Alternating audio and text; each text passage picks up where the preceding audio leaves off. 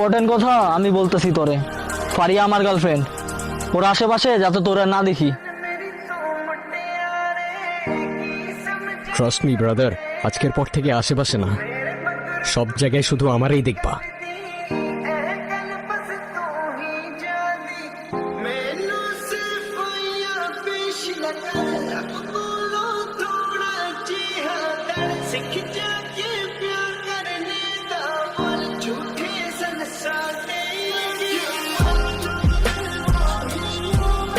ফারিয়া, আমি জানি তুমি এখানেই আসো।